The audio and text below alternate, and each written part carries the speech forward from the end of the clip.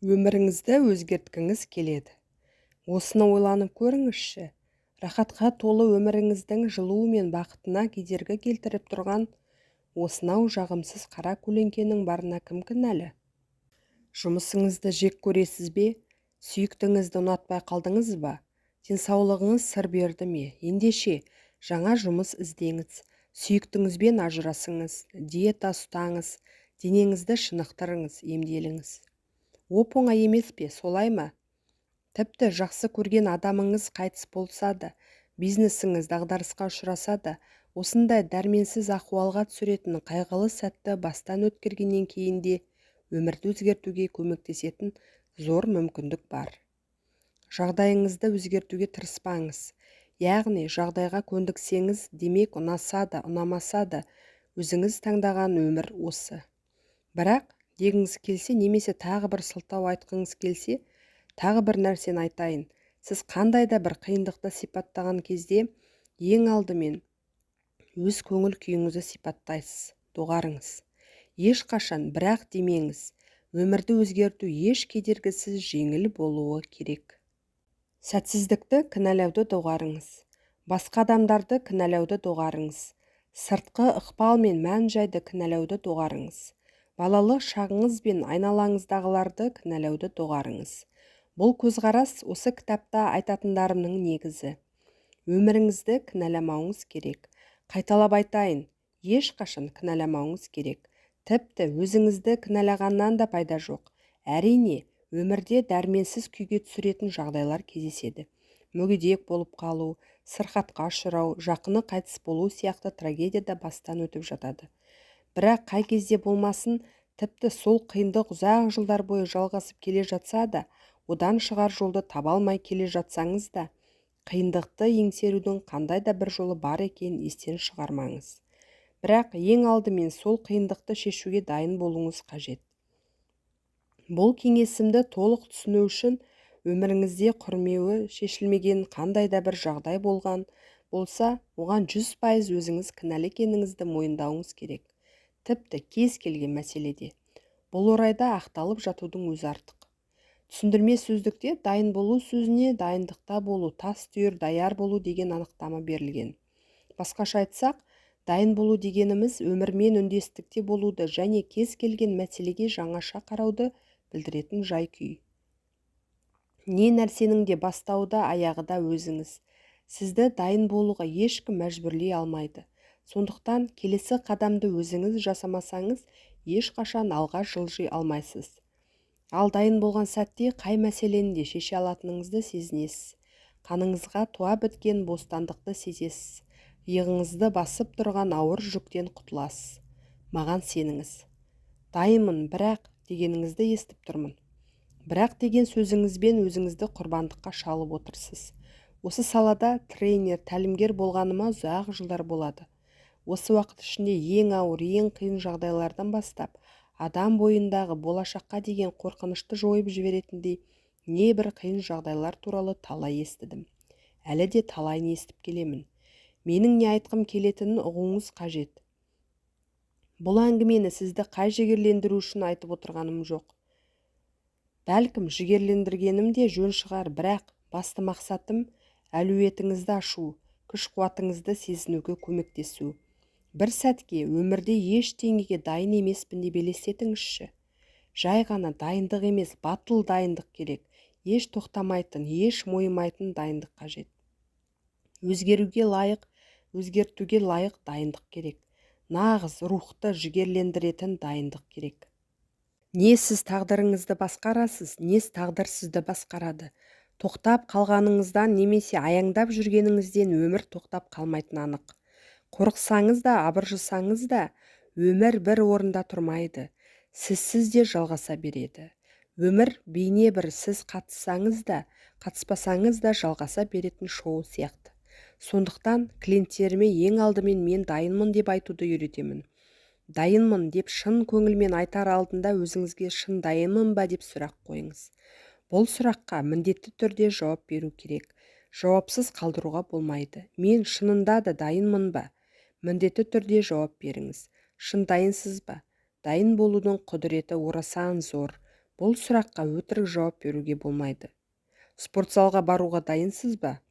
Орындалмай жүрген жоспарыңызды орындауға дайынсыз ба? Бойыңыздағы үрейді жеңуге дайынсыз ба? Еңбек ақыңызды өсіруді талап етуге немесе ұнамайтын жұмыстан шығып кетуге дайынсыз ба? Тоқтап қалағаныңыздан немесе аяңдап жүргеніңізден өмір тоқтап қалмайды. Қорықсаңыз да, абыржысаңыз да, өмір бір орында тұрмайды. Сізсіз де жалғаса береді.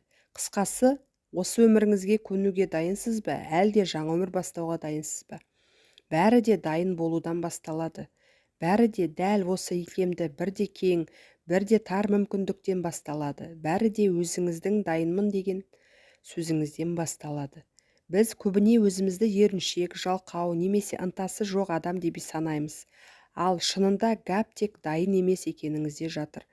Бір жұмысты артқа асыра берудің де, қолымыз бармай жүрудің де себебі сол жұмысты істеуге дайын болмауымызда немесе істей алмаймын деп ойлауымызда.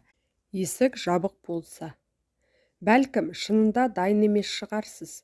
Кейде дайын емеспін деп шынын жауап бергенде дұрыс. Кейде дайын емеспін дегенің өзі дайынмын дегенмен тең. Аурудан емделмей жүре беруге дайынсыз ба? Жоқ. Осы еңбек ақыңызға риза болуға дайынсыз ба? Жоқ. Ұнамайтын жұмысты істей беруге дайынсыз ба? Жоқ. Сүймейтін адаммен бірге тұруға дайынсыз ба? Жоқ. Дайын емеспін. Дайын емеспін деп айтудың өзі нақты шешім қабылдауды, табандылықты талап етеді. Дайын еместігіңіз ахуалыңызды тез арада және нақты өзгерту керек екенін меңзейді. Дайын емес екеніңіз құмда қалған іс сияқты, онымен қайта жүргіңіз келмейді. Қазіргі өміріңізге, көңіл күйіңізге қанағаттанбай, көңіліңіз толмай өмір сүруді жалғастыруға дайын болмасаңыз, оны өзгертуге бар күшіңізді саласыз. Сонда ғана бұл жағдайдан шыққыңыз келіп, қолыңызға күрек алып қаза түсесіз. Кейде әлденені өзгерту үшін бұған дайын емеспін дегеннен асқан мотивация жоқ шығар. Қазіргі жай күйіңіз осының қайсысына сай болып тұр? Дайынсыз ба, дайын емессіз бе? Дайын болмауды да дайын болумен тең күш екенін түсіндіңіз бе? Кейбіреу дайынмын дегенді сенімдірек айтса, кейбіреу дайын емеспін дегенді сенімдірек айтады. Бұл екі сөздің мотивациясы қалыптасқан жағдайға байланысты бірдей болуы мүмкін. Дайынмын десеңіз де, дайын емеспін десеңіз де, бастысы шын көңілмен айтсаңыз, көзқарасыңызбен қатар мәселені шешу жолында өзгерте аласыз. Мәселен, жаңа жұмыс іздеуге дайынсыз ба? Иә, дайынмын. Осы жек көретін жұмысыңызды істей беруге дайынсыз ба? Жоқ, дайын емеспін. Екі жауаптың да тиімділігі бірдей. Қайсысы сізге сай келетінін өзіңіз шешесіз. Сізге қайсысы қолайлы? Мақсаттың күші. Дөңгелектегі атжалманның күйіне түсірген дайын емеспін деген жауапты айтудың, құтылудың бір жолы бар.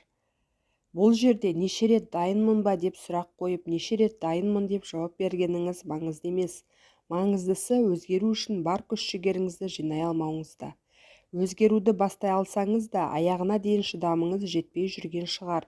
Әдетте мұндай сәтте бәріне қолды бір сілтеп, бұрынғыдай өмір сүре беремін деген қорытындыға келген болуыңызда ықтимал. Өмірді түбегейлі өзгертуді, осынау кедергінің бәрін жойып жіберуді қаламайсыз. Өйткені санаңыздағы қалауыңызды өзгерте алмағансыз. Жарайды, айтқым келгені, қаласаңыз бәрін түбегейлі өзгерте алар едіңіз. Өміріңіздің дәл осында екеніне өзіңіздің өзгертуге тырыспағаныңыз себеп болып жатыр. Негізі бұл қалыпты жағдай. Шын айтыңызшы, басқа үйге көшіп кетуге дайын болуыңыз бен осы үйде тұра беруге дайын болуыңыз бірдей болды емес пе? Неліктен? Себебі бақытсыздығыңызға тек өзіңіз кінәлісіз. Соны түсіну нақты да түбегейлі өзгеруге апаратын стимул болып саналады. Алайда, жіберген қателіктеріңіз бен мінезіңіздегі кемшіліктер үшін өзіңізді жазғыра бермей, еңсені тік көтеріп өзгеру керек.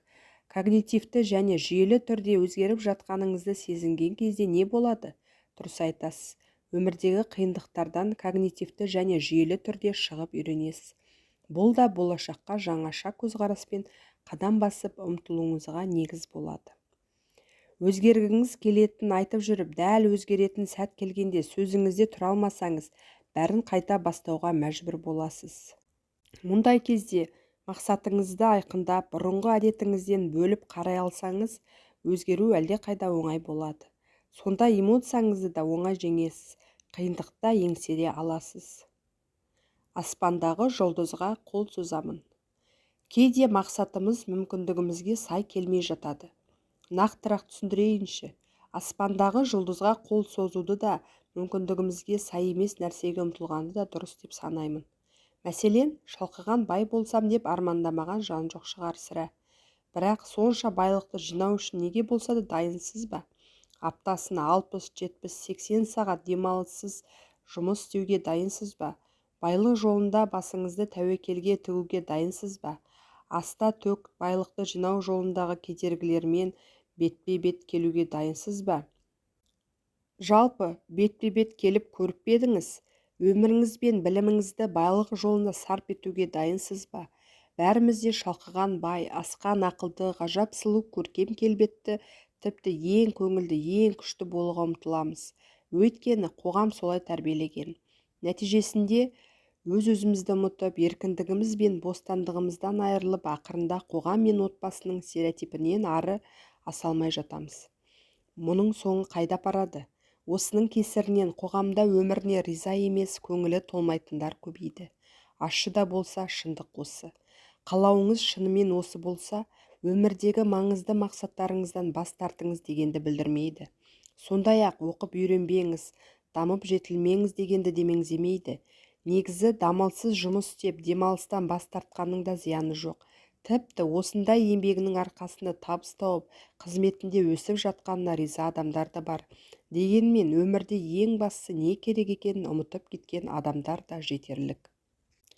Әдетте біз өзімізде жоқ нәрсеге көбірек мән береміз де, тіпті ол нәрсенің шынында да бізге қажеті бар ма, жоқ па деп терең ойланбаймыз. Бұл сөзімен келісетін шығарсыз. Дұрыс айтады, маған миллионер болудың керегі жоқ. 6 кубигі бар престік маған керегі қанша, деуіңіз де мүмкін. Мұның бір жақсы жері, келесі жолы көшеде әдемі автокөлік көрсеңіз, менде неге мұндай көлік жоқ деп, немесе журналдың мұқабасындағы келбетті актерді көріп, мен неге осындай әдемі емеспін, неге осындай әдемі киімім жоқ демейсіз. Осы тәсілді пайдаланып үнемі өз-өзімізді тексеріп отыруымыз керек. Бұл бір рет қайталап үйрене салатын нәрсе емес. Шын өзгергіңіз келсе, өзгеруді дәл қазір бастаңыз. Бүгіннен бастаңыз, стратегия құрыңыз, бар ынтаңызбен кірісіңіз. Ең бастысы, өзгеру үшін қажет іс-әрекеттерді жиі қайталаңыз. Ал кеңсеге қазіргі Хондаңызбен емес, ВМВ-мен бару үшін аптасына тағы 10-20 сағат қосымша жұмыс істеуге дайын болмасаңыз, ондай арманыңыздан қазір-ақ бас тартқаныңыз жөн. Бекер қиналмай-ақ қойыңыз. Арманыңызға жету жолындағы қиындықтардың бәріне дайын емес екеніңізді мойындаңыз да, өз-өзіңізді алдауды тоқтатыңыз. Сонда қазіргі өміріңізге бұрынғыдан да жақсырақ қарайтын боларсыз. Өзіңізге шын керек нәрсеге ұмтылуға уақытыңыз көбірек болады. 20 жасымдағыдай сұлу, сымбатты болу үшін дәмді тағамнан бас тартуға дайын емеспін деп мойындаңыз. Бала шағымның қасында өтетін алтын уақытымды жұмысыма төленетін қосымша еңбекақыға ауыстыруға дайын емеспін деп мойындаңыз. Шындыққа тура қараңыз. Дайын емеспін деп айтып үйренсеңіз, өзіңізді кінәлауды да тоқтатасыз. Қызыққан нәрсеңізге қолыңыз жетпесе де өкінбейтін боласыз. Өмірдің шындығын түсініп, үндестікке өмір сүру үйренесіз. Ал бүгін сізді қызықтырған нәрсе алдағы мақсатыңызға айналса, оған қол жеткізудің жолын да табасыз. Өз жолыңызды таңдаңыз. Өміріңіз бен мақсатыңызға мұқият болудың бір жолы өзгерудің жолын іздеу. Күніне 30 минут дене жаттығуын жасау шынымен сіз ойлағандай қиын ба?